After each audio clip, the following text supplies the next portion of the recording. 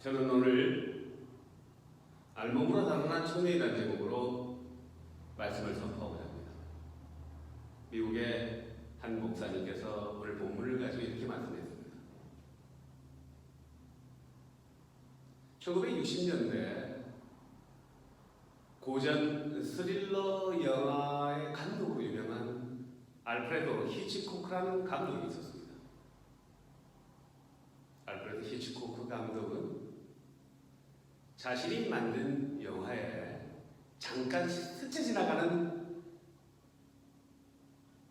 조연의 역할을 감당하고 하였는데요. 시청자들은 잠깐 스쳐가는 그 영화 속에서 히치콕 감독을 발견하기 위해서 예의주시하면서 그 영화를 관람하고 했습니다.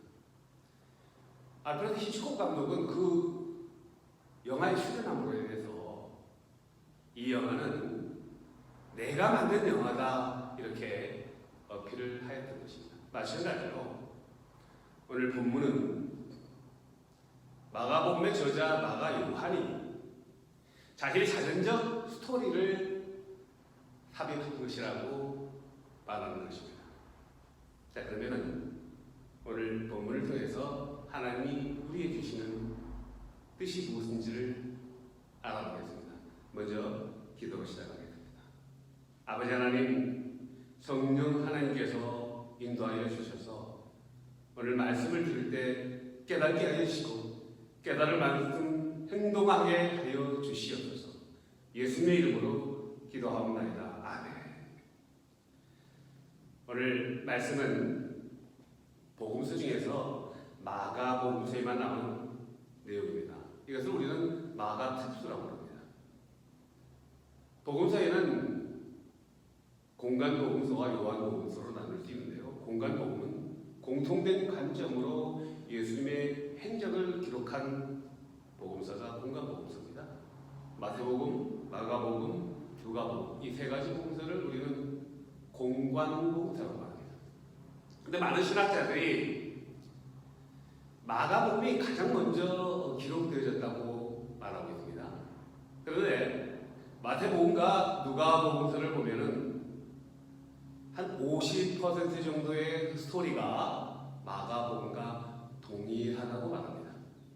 그리고 또 그 50%의 그 마가복음과 동일한 분량 외에 한 20% 정도는 또 마태복음과 누가복음에 또 이렇게 겹치는 내용들이 나옵니다.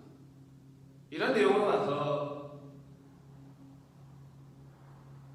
지금까지 알려지지 않은 어떤 다른 문서가 있었다고 신학자들은 이야기하는데요. 우리는 그러한 문서를 Q 문서라고 부르고 있습니다. 그런데 공통된 스토리 말고 그 복음서에만 독특하게 나오는 스토리가 있는데 그것을 우리는 특별한 사건이라고 해서 특수라고 말합니다. 마가복음에 나오는 사건을 마가특수, 마태복음에 나오는 마태특수, 누가복음에 나오는 사건을 누가특수라고 이야기하고 있죠.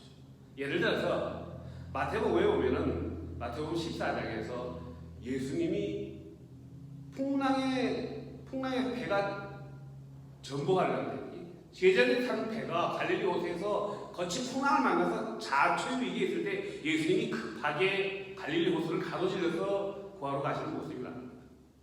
그런데 제자들이 사촌을 벌이다가 어떤 사람이 호수를 가로질러서 달려오고 있으니까 그걸 보고 유령이기도 하고 매우 혼비백산 놀랐을 때 가까이 오는 모습을 보니까 예수님을 만났거든요. 근데 베드로가 선생님이시면은 저더러 오라 하면 제가 갈 수 있나이다. 반가운 마음에 예수님께 예수님 허락하시면 자기가 우리를 걸어갈 수 있다고 이야기했습니다. 예수님이 이리로 오라 하는데 베드로가 무리를 걸어서 예수님을 마중 나가는 장면이 나옵니다. 그러다가 바람이 불어닥치니까 그 바람 속에 놀라서 다시 물에 빠져들어갈 때 예수님께서 베드로의 손을 잡아 지시고 배 위에 올라오는 장면이 나오는데 복음서 중에서 예수님 말고 무리를 걷는 인간의 기적이 나오는 장면은 마태복음에만 나오는 것입니다. 무리를 걷는 베드로의 기적, 이것은 마태복음에만 나오게 되면 마태 특수라고 하는 거죠. 누가복음에 나오는 누가의 특수를 보면은 누가복음 7장에서 나이든 과부의 아들이 죽었을 때 예수님이 지나가시다가 나이든 과부의 아들을 살리신 장면이 나옵니다. 13장에서는 귀신이 들려서 18년 동안 허리가 구부러진 여인이 있었는데 예수님께서 그 여인의 굽은 허리를 고쳐주셨죠. 14장에서는 안식일 날 한 남자가 몸에 묻는 수종병에 걸렸습니다. 근데 예수님께서 수종병 걸린 한 남자를 고쳐주신 사건이 나옵니다. 누가복음 17장에서는 예수님이 예루살렘을 지나서 예루살렘으로 가기 위해서 사마리아를 지날 때 10명의 문둥병자들이 저 멀리 떨어져서 예수님을 발견하고 예수님께 소리쳐 외칩니다. 예수 선생님이시여 우리를 불쌍히 여기소서. 예수님께서 친히 여기시고 그 10명의 나병 환자들을 고쳐주신 사건이 나옵니다. 이것을 우리는 누가 특수라고 부르는 것입니다. 자, 그럼 오늘 본문으로 들어가 보도록 하겠습니다. 마가복음 14장에서 이제 예수님께서는 6월절 마지막 만찬을 제자들과 함께 하셨습니다.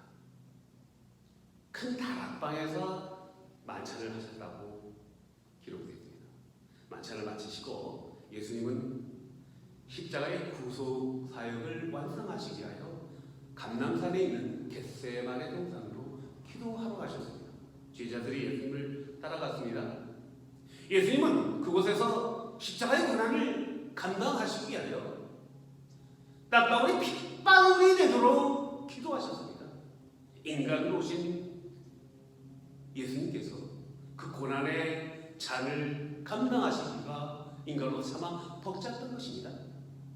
제자들은 어떻게 했습니까? 예수님이 그렇게 기도하고 있을 때 제자들은 잠을 자고 있었던 모습들을 우리는 볼 수 있습니다. 한밤중이 되었습니다. 예수님이 기도를 마쳤을 때 가룟 유다가 대제사장들이 보낸 무리들과 함께 예수님을 체포하려 나타났습니다. 무리들이 예수님을 체포하자 우리 제자들은 어떻게 했습니까? 제자들이 다 도망간다고 성경은 말하고 있습니다. 오직 한 명 베드로만 예수님이 앞동되어 가는 그 뒤를 밟아서 예수님이 대제사장 뜰로 앞동되어 가자 그 무리들과 어우러져서 예수님이 앞동되어 가는 그 모습을 지켜보고 있었습니다. 그런데 그 무리들이 베드로를 발견하고는 너도 예수 조상이지 할 때 베드로가 어떻게 했습니까? 우리는 베드로가 3번이나 예수님을 부인하였던 내용을 알고 있습니다. 그런데 오늘 본문에서는 51절과 52절에서는 한 청년이 나옵니다. 다시 한번 본문을 읽어보도록 하겠습니다. 한 청년이 벗은 몸에 배 혼이불을 들고 예수를 따라가다가 무리에게 잡히되 배 혼이불을 버리고 벗은 몸으로 도망하니라.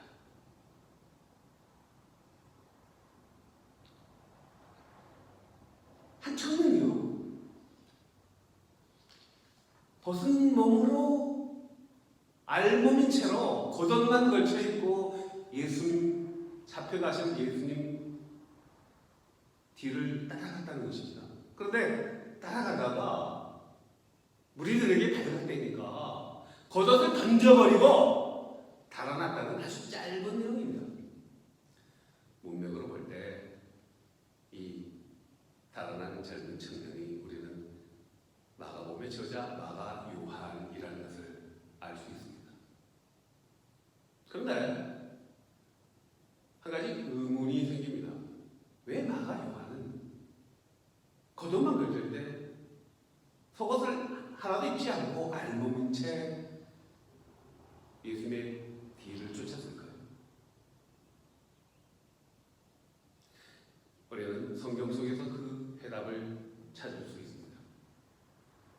많은 신학자들이 예수님과 제자들이 최후의 만찬을 하였던 그 다락방, 큰 2층방을 말하는 것입니다. 그 다락방은 마가 요한의 집이었다고 말하고 있습니다. 거기서 만찬을 마시고 예수님이 감람산으로 가셔서 기도하셨죠. 제자들이 예수님 식사되니까 다 도망갔습니다. 숙소로 돌아와서 자신의 보따리를 막 짊어지고 각각 뿔뿔이 흩어져서 도망가기 바빴습니다. 그때 이제 여주인 마가 요한의 어머니가 되는 마리아가 제자들에게 물었을 것입니다. 어찌 된 것이냐? 아마 제자 중 한 명이 이야기를 했겠죠. 예수님이 지금 체포되었습니다. 대제사장과 종교지도자들에서 체포되어서 압송되어 갔는데 아마 정치범으로 몰려서 로마 총독에게 고발되면 십자가형을 받게 될지도 모르겠습니다. 우리도 위험하니까 우리는 달아나겠습니다 하고 이야기를 했었을 것입니다. 그 이야기를 듣고 마가 요한의 어머니가 자고 있는 마가 요한을 깨웠던 것이죠. 마가 요한은 어머니의 이야기를 듣고 예수님이 어디로 잡혀가는지를 알아보고라는 어머니 말씀에 따라가면서도 한편으로는 두려웠던 것입니다. 그래서 꾀를 냈습니다. 옷을 다 겉옷만 걸치고 따라가기로. 그러다가 우리에게 발각되니까 겉옷을 던져버리고 달아났다고 오늘 본문에서 말하고 있습니다. 마가 요한은 자신의 일하는 모습을 직접 기록하기가 참으로 부끄러웠을 것입니다. 그래서 3인칭 표현으로 한 청년이 예수님을 따라가라 이렇게 표현했던 것이죠. 이 모습을 보면 마치 저의 신앙생활을 보는 것 같습니다. 세상과 하나님과의 사이에서 양다리를 걸치고 서 있는 저의 모습은 아니거든요. 예수님과 세상과의 사이에서 양다리를 걸치고 있는 우리들의 신앙의 모습은 아니겠죠. 야고보서 4장에 보면은 세상을 벗하지 말라고 했습니다. 세상을 벗하는 것은 하나님과 대적하는 것이라고 합니다. 그런데 우리들은 얼마나 연약합니까? 신앙의 겉옷을 걸치고 있다가 세상의 즐거움이 우리를 유혹할 때는 신앙의 겉옷을, 예수님이라는 겉옷을 던져버리고 그 세상의 유혹으로 달려가지 않습니까? 신앙의 옷을 입고 있다가 우리가 어려운 일을 당할 때, 고난을 당할 때, 아쉬운 일을 당할 때는 주여 주여 하고 우리가 하나님을 찾지 않습니까? 그러다가 우리는 너무나 쉽게 하나님을 외면하는 이런 모습은 아닌 거죠. 그런데요, 이런 알고는 달아났다는 이 청년이 성경 속으로 들어가 보면 변화된 모습을 볼 수가 있습니다. 예수님은 십자가의 구속 사역을 다 완수하시고 부활하셨습니다. 부활하셔서 40일 동안 많은 사람들에게 부활하신 모습을 보이셨고요. 제자들에게 이렇게 말씀하셨습니다. 너희들은 요한의 세례를 받았으면 머지않아서 성령의 세례를 받을 것이다. 예루살렘을 떠나지 말고 성령이 오시기를 기다려라. 제자들이 예수님 본 앞에서 예수님의 말씀을 듣고 예수님이 제자들 보는 앞에서 하늘로 승천하신 후에 제자들은 예수님의 말씀대로 다시 마가 요한의 집으로 돌아와서 모여서 기도했다고 하고 있습니다. 사도행전 2장을 보면은요, 많은 사람들이 예수님의 제자들과 예수님의 어머니 마리아와 예수님의 형제들, 많은 무리들이 모여서 기도할 때 성령님이 임재하였다고 합니다. 성령님이 오시니까요, 어부 출신, 갈릴리 어부 출신 베드로가 담대하게 일어났습니다. 예수 그리스도를 선포했습니다. 주 예수를 믿으라, 그리하면 너만의 가족이 구원을 얻으리라. 주는 그리스도의 살아계신 하나님의 아들입니다. 그때요, 성령이 임하시니까 예수님이 3년 동안 공생에 예수님이 가르친 말씀들 베드로가 다 기억해내는 거예요. 성령이 오시면 리마인드 시켜주십니다. 가르쳐주십니다. 네, 하루에 3,000명씩 되는 사람들이 세례를 받았습니다. 베드로가 한번 집회를 할 때마다 5,000명이 되는 많은 무리들이 모인 이 역사를 우리가 알고 있는 것입니다. 성령의 세례를 받을 때 마가 요한도 함께 있었을 것입니다. 성령의 세례를 받으니까 그때는 육의 사람이어서 예수님을 따라가다가도 목숨이 괴로우니까 도망갔던 그 청년이 성령을 받으니까요, 예수님이 하신 말씀처럼 사도행전 1장 8장에서요, 성령이 너에게 임하면 너희가 권능을 받고 예루살렘과 온 유대와 사마리아와 땅끝까지 이르러 내 주인이 되리라.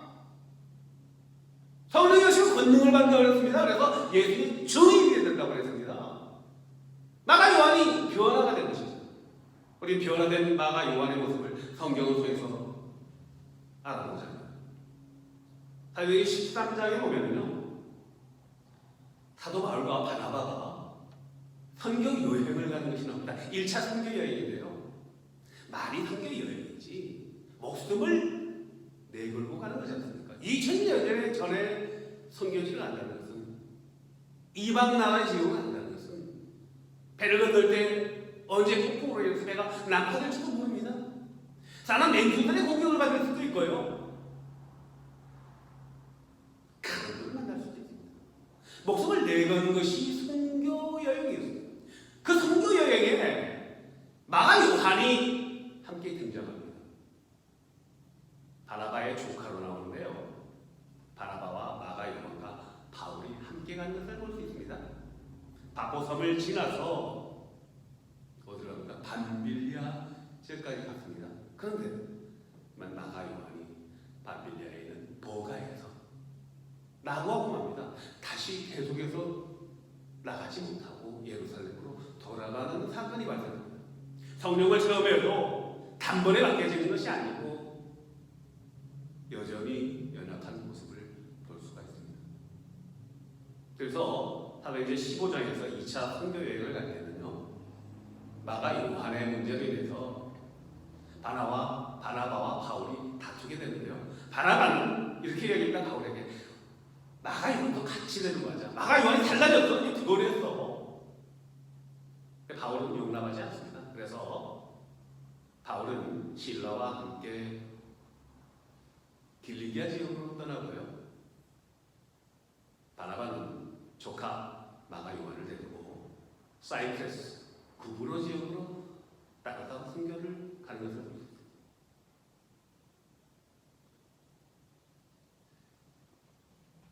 어메이징한 사건입니다. 예수님을 뒤쫓다가 알몸으로 달아난 이 나약한 청년이 오늘 사도행전 선교의 행전에 선교의 주인공으로 나오는 것입니다. 우리는 선교를 너무나 쉽게 얘기하죠. 자, 이제 우리가 이제 은퇴하고 나면 선교나 가지 이런 말을 농담처럼 할 때가 됩니다. 선교는요, 낭만적인 것이 아니죠. 선교를 가기 위해서는 그 지역의 언어를 배워야 됩니다. 문화를 익혀야 됩니다. 환경에 적응하는 훈련을 해야 됩니다. 그런데 마가 요한이 담대하게 그 선교지에 가는 모습을 우리는 볼 수 있습니다.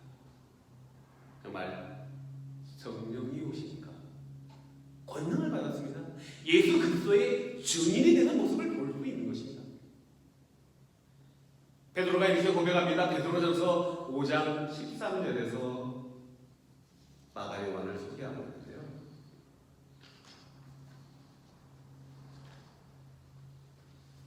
베드로전서 5장 13절에서 바벨론에 있는 교회들에게 편지하면서 이렇게 마가 요한을 소개합니다. 나의 아들이라. 베드로가요, 사도 베드로가 마가 요한을 자신의 아들이라고 소개를 한 것입니다. 바울도 변화된 모습을 볼 수 있습니다. 바울이 감옥에 있습니다. 감옥에서 그 유명한 옥중서신서를 쓰지 않습니까?